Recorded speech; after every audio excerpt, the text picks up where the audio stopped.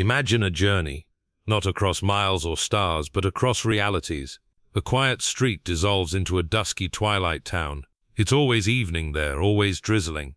The houses stretch endlessly outward, not upward, because no one wants to live too close to anyone else. It's a place built by minds turned inward, where each soul gets exactly what it wanted, freedom from everyone else, and yet that very freedom is what begins to choke.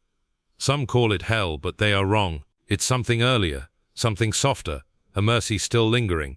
For in this grey town there is a bus stop, and every day a bus comes. It is no ordinary vehicle, but a divine mercy disguised as transport. It offers a one-way journey to the edge of heaven. When the travelers arrive, they find themselves not uplifted but diminished. They are ghosts, thin, weightless, barely shadows. The grass is too solid to walk on. The light is too sharp, too clean. Even the leaves cut their feet. For heaven is not less real than our world. It is more real, more solid, more alive. To those clinging to their old selves it is unbearable. And then come the choices. Each soul is met by someone from that bright land, someone they once knew, or someone sent to help. They speak gently, but they offer a dangerous gift, truth. That in order to walk forward into heaven, one must let go of what weighs the soul down, grudges, pride, fear, even certain loves twisted into idols. Nothing unclean, no shadow of self-glory can pass through those mountains. Some souls cannot bear it. A mother who loved her son more than truth would not surrender her grief. A clever man preferred his debates and doubts to the silence of surrender. A painter missed the light because he missed his own fame. One by one they retreat back to the bus, preferring misery to majesty, familiarity to freedom. Yet there are a few who stay. They tremble, they weep, they release their old selves like cracked shells, and slowly they become solid, real. The light no longer wounds but warms. The mountains do not intimidate, they beckon. Here lies the truth, sharp and compassionate. No soul is ever in hell unwillingly. Each one was invited out. None are locked in, only locked within. Heaven is open, forever open, but it will not force the door of the heart. To enter heaven is to choose reality over illusion, humility over self-will, love over control. And this is the great divorce, not between earth and heaven, or good and evil, but between what is real and what is not. Between the soul that says, "Thy will be done," and the one who says, "My will be done." In the end, there are only two kinds of people, those who kneel and say to God, "Thy will be done," and those to whom God with sadness says, "Very well then, have it your way." Heaven is not far, it waits, always, but it must be chosen, always chosen. The first impression of the grey town is deceptively mundane, a dim, perpetually rain-wet city, where twilight lingers as if the sun itself had forgotten to rise. Buildings stretch far in all directions, flimsy and ill-kept, and yet there's always space for more. People live here but never close. The moment two souls disagree, one moves further out, constructs a house by imagination alone, and settles into deeper isolation. There is no true companionship, no real conflict, no unity, only distance, decay, and the quiet hum of a city sustained by thought, not substance. At first one might think of it as a kind of purgatory, a middle ground, suspended in spiritual fog, but more curiously, one soon realizes that even though this place lacks fire or torment, it feels no less hollow.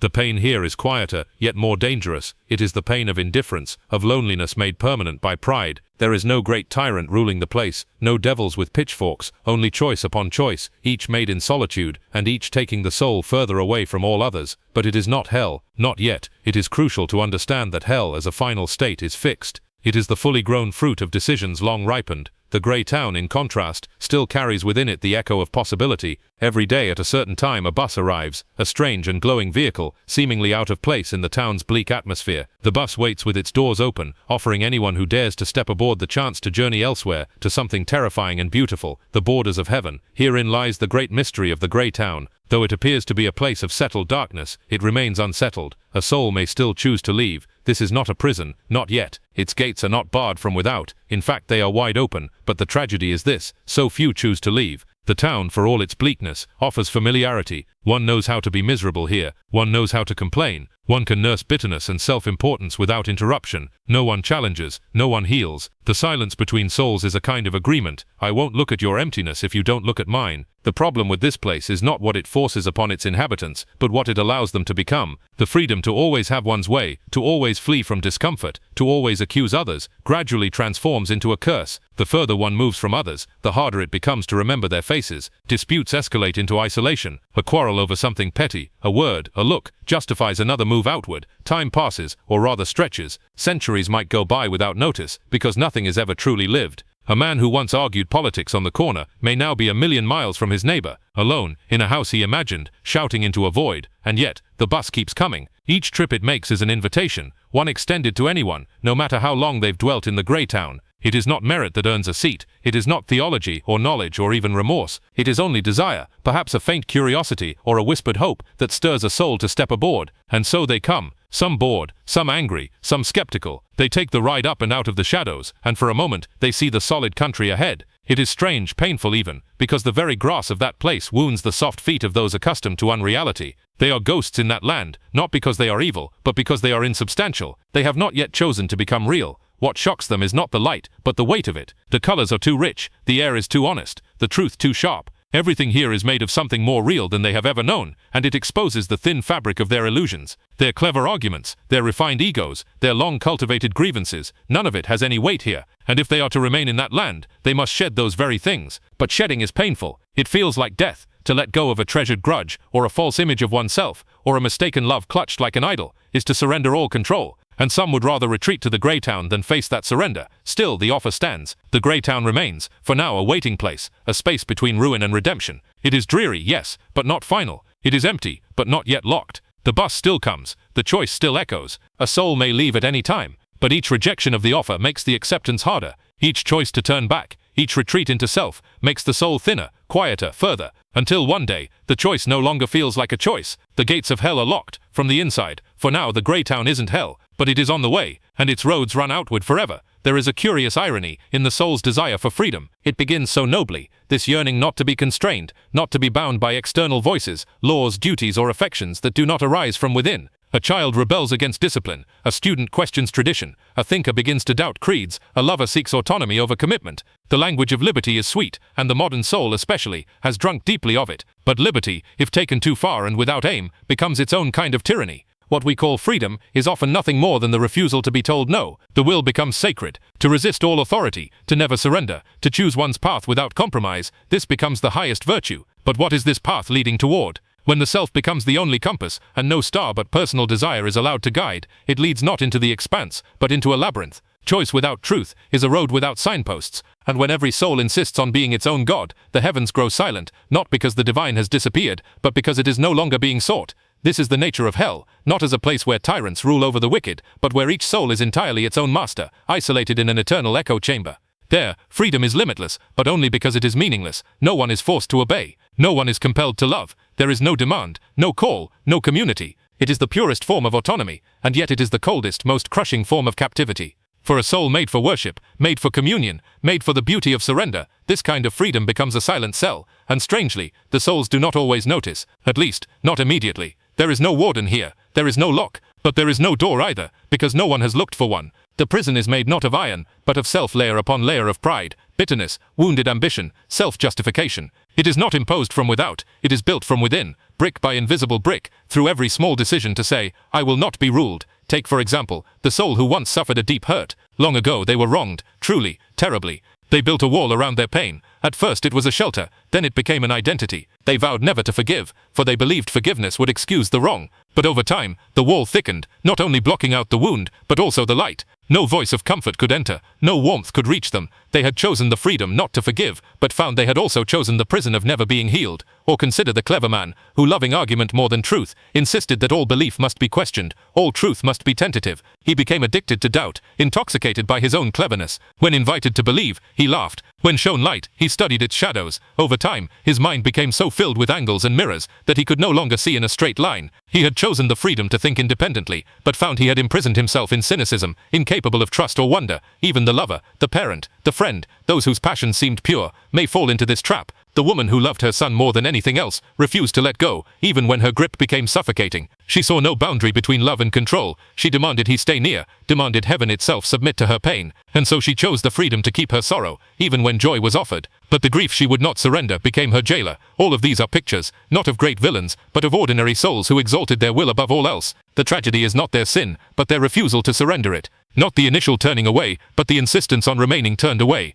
They each believed freedom meant never bending the knee. They did not see that only in kneeling could they rise. There is in this way a profound lie at the center of hell, the lie that submission is slavery, and that only autonomy can make us whole. But the truth is that we were not made to orbit ourselves. The soul that seeks only to preserve its own rights will in time find nothing left but its rights, and rights alone cannot warm a heart. They do not sing, they do not embrace, they do not bind hearts together or lift eyes to the stars. They simply stand, silent, rigid, cold, and so the freedom that once promised the soul everything slowly becomes the very thing that traps it. The doors are open, the invitation remains, but the soul has grown so accustomed to the shape of its own desires that it cannot imagine walking a different path. It would rather be captain of its own island alone than a citizen in a great and holy city where one must give up the throne. The irony deepens, for the gates of heaven remain wide open, but they require one thing, a surrender, not to chains but to joy, and joy cannot be commanded, it can only be received. But it must be received with empty hands, and too many cling too tightly to their self-fashioned crowns. It is a common belief, passed along in whispers and inherited through metaphor, that heaven is vague and spiritual, like mist, like clouds, like light music heard through a dream.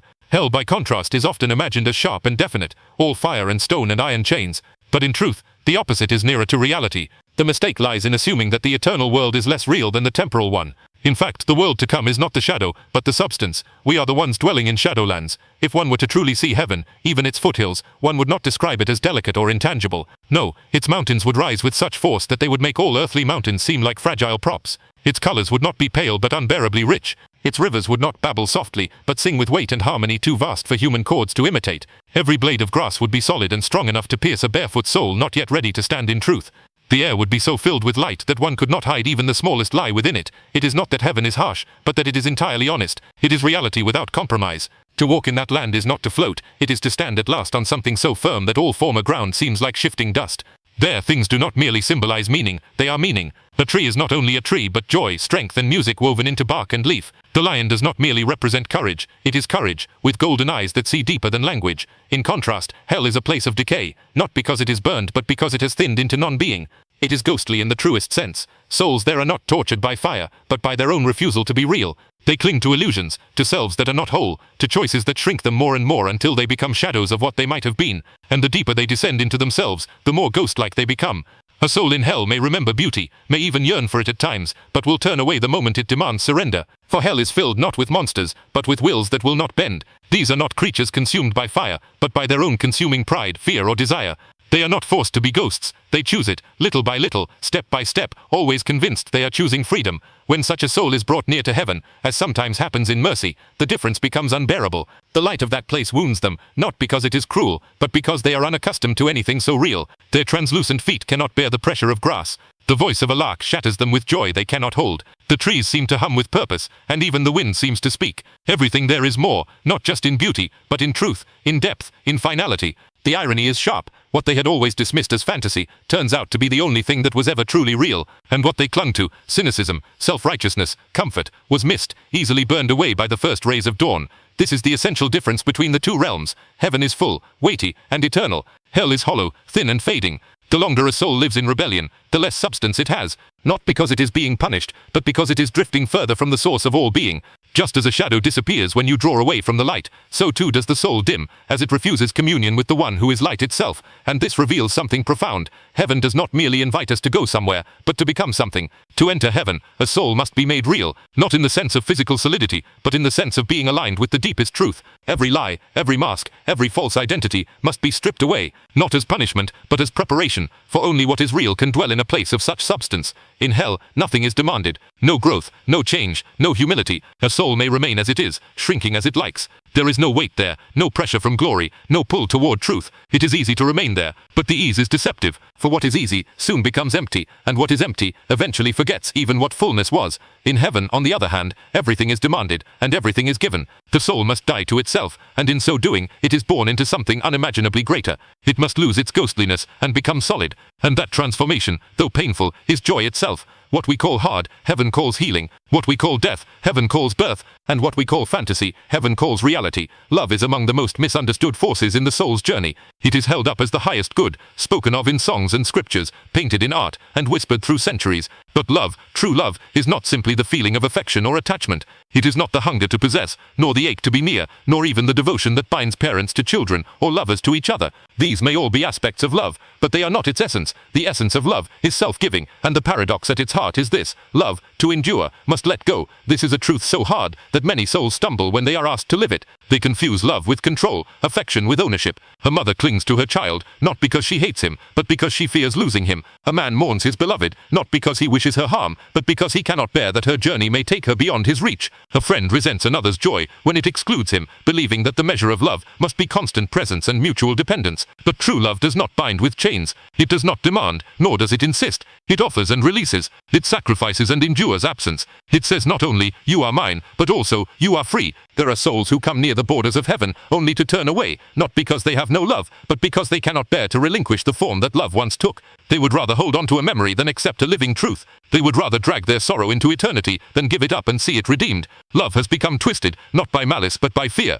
They do not trust that love once surrendered will be given back in a fuller and truer form. They fear that if they open their hands, all will be lost. But heaven does not traffic in clinging. In that land, all love is unselfish. The very air sings with the freedom of those who no longer need to possess one another to feel whole. Each soul loves the others not as objects of need, but as reflections of the same blazing source. There is no jealousy, no anxiety, no desperate grasping to keep someone near. Love there is so full that it overflows without restraint. Each soul shines with it, not because they demand to be loved, but because they have become love themselves. In contrast, a soul who refuses to let go, who insists on dragging another toward heaven by force, finds that their love cannot survive the light. They are told gently, again and again, "You must release him, you must trust." But the answer often comes, "No, I cannot let go, I will not let go. If he is not mine, I will have nothing." And that is the tragedy. For to say, "If I cannot have you on my terms, I will have nothing," is not love. It is a counterfeit, made of fear and pride. Letting go is not abandonment. It is not the absence of care. It is the highest act of trust. It says, "You are in hands stronger than mine. Your soul is not my possession. Your destiny is not mine to shape. If we are to be together, it must be as whole beings, freely united, not as captor and captive." This is why heaven cannot be entered by force. Not even love can drag a soul through its gates if that soul is unwilling. To do so would be to violate the very freedom that love was meant to protect. There is in the end a kind of dying that must happen to all forms of earthly love before they can be raised into glory. The mother must release her child. The grieving lover must release the memory of what was.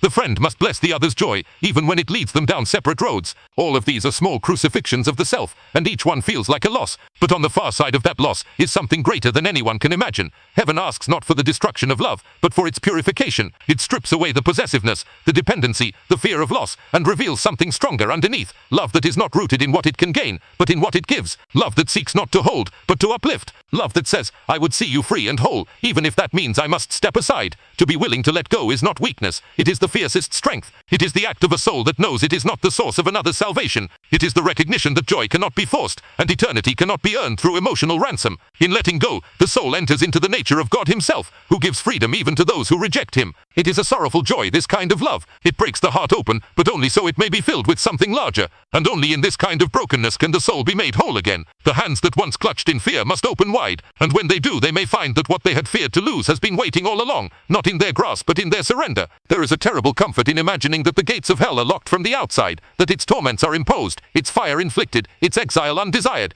It allows the soul to believe that eternal separation from joy is some cruel fate assigned, some divine judgment passed down in the manner of earthly courts. It preserves for a time the illusion that the soul is the victim, and not the architect of its ruin. But the truth, though harder to accept, is more haunting. No one is in hell unwillingly. Its doors are locked, yes, but from the inside. This is not to say that the descent is conscious at first. Few souls wake one day and say, "I choose damnation." Rather, it is a slow and subtle turning inward, a retreat from light, from love, from humility. 1,000 small rejections pile upon one another like ashes, until the flame beneath them goes unnoticed. The soul, desiring its own way just a little more each day, slowly builds the walls that will later become its prison. Hell is not made of fire and chains. It is made of choices. Every refusal to forgive, every prideful defense of the self, every moment of bitterness clutched to like a treasure, each one chisels away at the soul's openness to grace. What begins as preference becomes pattern. What begins as self-protection becomes separation. The soul comes to prefer its own voice to any other. It no longer hears the call to come home, not because the call has ceased, but because it no longer wishes to listen. In time, a point is reached, not marked on any clock or calendar, when the soul no longer wants heaven. Not really. It may want peace, but not if it means surrender. It may want comfort, but not if it must lay down pride. It may even want joy, but not if it must first release the grief it has come to wear like a robe of honor. And so the invitation remains unopened. The light stands at the door, but the door is barred from within. There are those who speak of justice as though hell is a penalty imposed by a distant judge. But the judge in this case offers no sentence. He offers himself. He offers restoration and glory and the unimaginable weight of real joy, and that is precisely what some cannot accept. For to accept joy, one must surrender control. To step into heaven, one must be willing to be changed. And some would rather keep their wounds, their arguments, their self-righteousness, because those things, though painful, are theirs. There is no coercion in heaven's call. That is its pain and its beauty. The gates are open, but they are not stormed. The light shines, but it does not blind. It waits, and calls again. But it will not violate the will of the soul, for even love, divine though it may be, must be received freely or not at all. The damned are not gathered into hell by force. They slip into it by habit, by insistence, by a kind of spiritual inertia. They are not thrown screaming into the abyss. They walk there, muttering, I am right, I am wronged, I am alone, until those whispers become the only truths they recognize. They do not curse heaven, they forget it, not because it is forgettable, but because they have taught themselves to desire only what is lesser. And heaven cannot be lessened to fit within the bounds of self. There are moments, yes, when the invitation is offered, when the bus arrives, when the messenger speaks, when the way opens. The soul might even take a step forward, but often, when confronted with the reality of heaven, the sharp clarity of its joy, the painful brilliance of its truth, the soul recoils. It turns back, preferring the grey safety of its familiar shadow, rather than the light that exposes every hidden wound. The tragedy is not that the soul was denied access. The tragedy is that it denied itself. Even the kindness of heaven can be intolerable to one who clings to self. The warmth feels like fire to one who has gone cold. The music wounds the ears that have adjusted to silence. The invitation sounds like an accusation when one cannot bear to be known. And so the soul says no, not once perhaps, but 1,000 times in small, almost invisible ways. Each no makes the next easier, until one day the no is all that remains. This is not the story of monsters or devils. This is the story of ordinary souls, who would not let go, who would not forgive, who would not say I need help, who would not bow, even in the face of love. Hell is not filled with villains. It is filled with the self-justified, the wounded, the proud, the clever. And all of them had the same chance. All of them were invited. But heaven, in all its mercy, does not compel. It woos, it pleads, it knocks, but it does not drag. The soul must open the door from within. And some, in the end, simply will not.